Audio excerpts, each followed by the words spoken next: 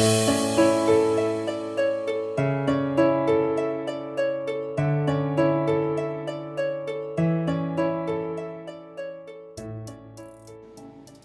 Sobat Nol dimanapun Anda berada. Kali ini kita mau bahas cerita atau mitos tentang Nyai Ronggeng di pernikahan Pius Kota Tegal loh. Bagi kalian yang tinggal di Kota Tegal ataupun sekitaran Kota Tegal, udah pernah belum nih dengar mitos ini?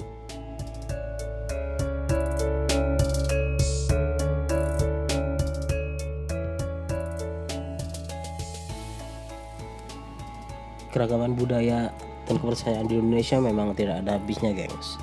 Banyak cerita, legenda, maupun mitos yang berkembang di tengah masyarakat. Bagi kebanyakan orang zaman sekarang mungkin sudah tidak percaya lagi akan mitos-mitos yang telah ada dari dahulu kala. Karena perkembangan teknologi di zaman sekarang ini yang sudah sangat cepat. Namun, bagi segelintir orang ataupun masyarakat masih mempercayai akan keberadaan mitos tersebut, gengs.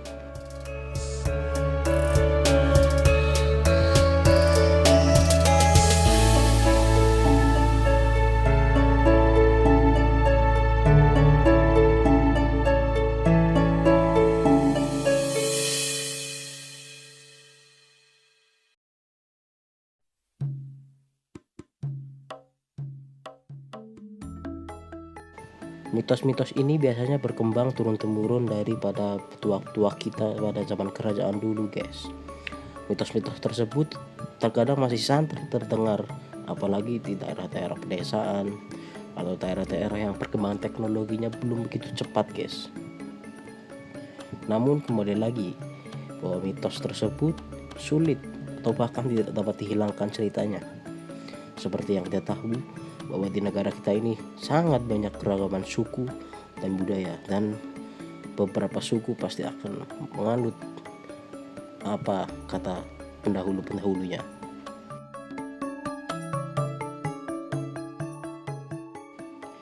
Seperti cerita atau mitos yang kami akan bahas kali ini, yaitu Nyai Ronggeng di pertigaan Pius Kota Tegal ini.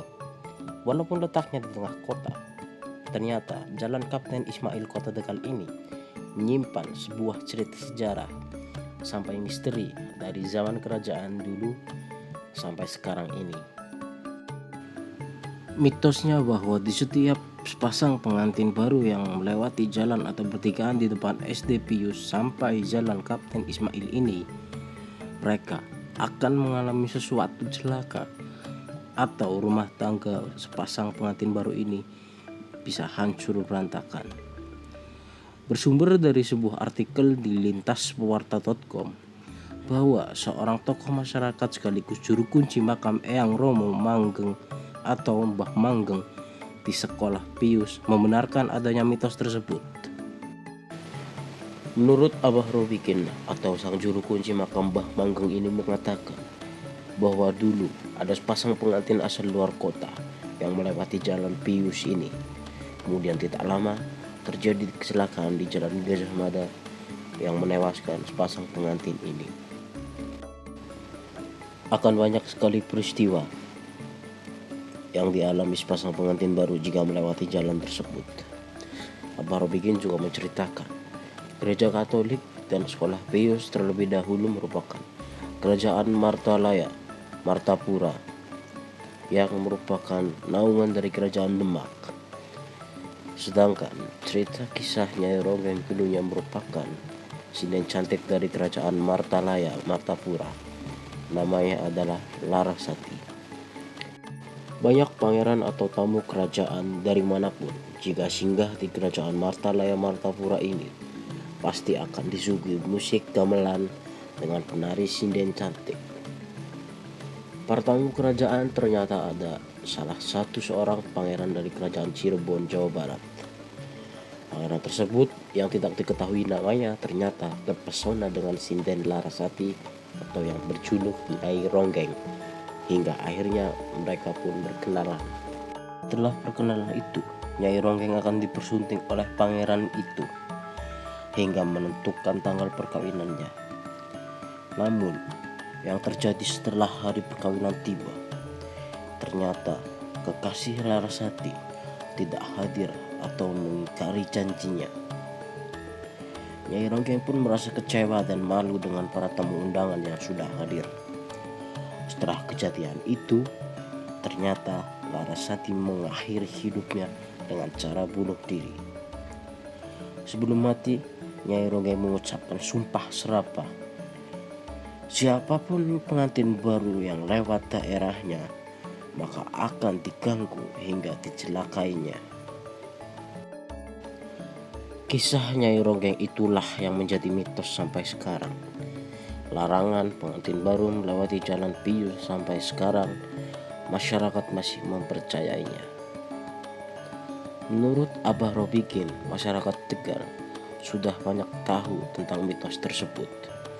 Bahkan mereka tidak berani kalau mendampingi pengantin melewati jalan pius ini. Mereka pasti akan memutar atau memilih melewati jalan yang lain.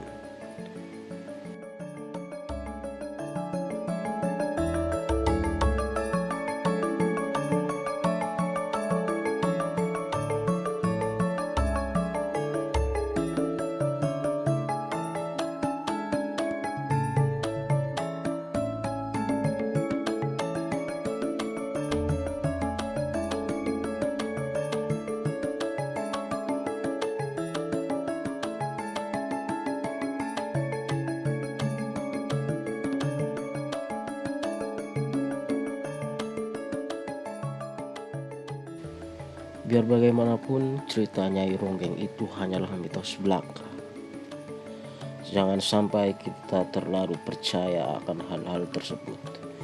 Abah Robikin juga menambahkan, iman kita harus dipertebal. Tetap berpegang teguh pada keyakinan kita masing-masing. Dan ingat, semua itu merupakan takdir dari Yang Maha Kuasa.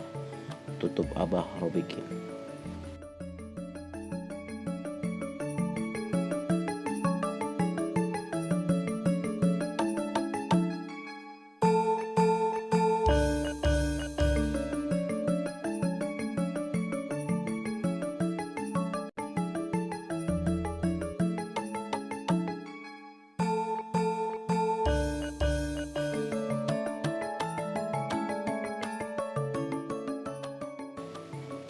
Ya, jadi gitu gengs, mitos tentang Nyai Ronggeng di pertigaan Pius Kota Tegal ini. Apakah kalian yang menonton ini adalah orang Tegal? Dan apakah kalian tahu akan mitos ini?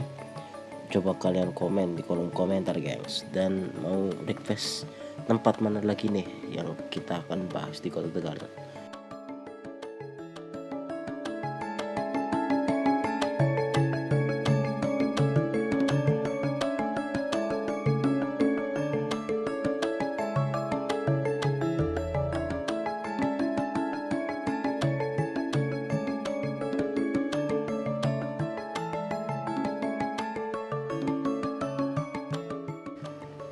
Terima kasih buat kalian yang udah nonton sampai akhir. Kurang lebihnya mohon maaf apabila masih ada kesalahan dalam video ini. Tolong kalian komen di kolom komentar ya guys.